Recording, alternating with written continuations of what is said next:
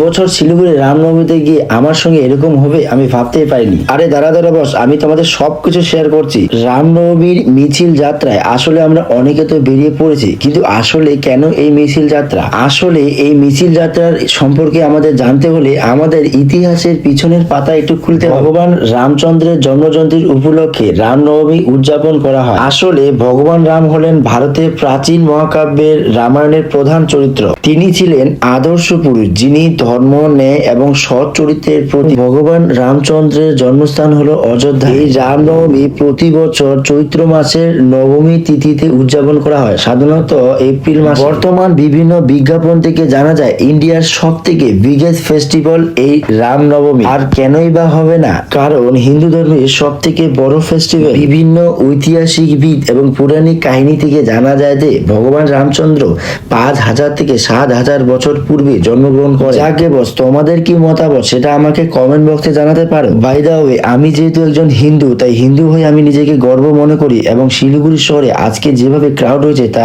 আমাকে অনেকটাই মুগ্ধ করেছে। কিন্তু বস, একটা কথা না বললে নয়, অনেকে এই রামনবমীকে পার্টির রূপে দেখছে। তোমরা কি মনে করো? বাই দা ওয়ে, আমি যেহেতু হিন্দু তাই আমি নিজেকে হিন্দু বলে প্রাউড ফিল করছি। যাকে বস, শিলিগুড়ি থেকে আজকে এই ভিডিওটি কারা কারা দেখছো অবশ্যই আমাকে কমেন্ট বক্সে জানিয়ে দিও। আর তোমরা আজকে কারা কারা শিলিগুড়ি রামনবমীতে এসেছো আমাকে কমেন্ট করে। আর যারা যারা এই রামনবমীতে আসতে পারেনি তারাও কমেন্ট করে জানিয়ে দিও। যাকে বস, ভিডিওটি ভালো লাগে লাইক কমেন্ট চ্যানেল সাবস্ক্রাইব করে ইনস্টাগ্রামে ফলো করে দিও। টাটা।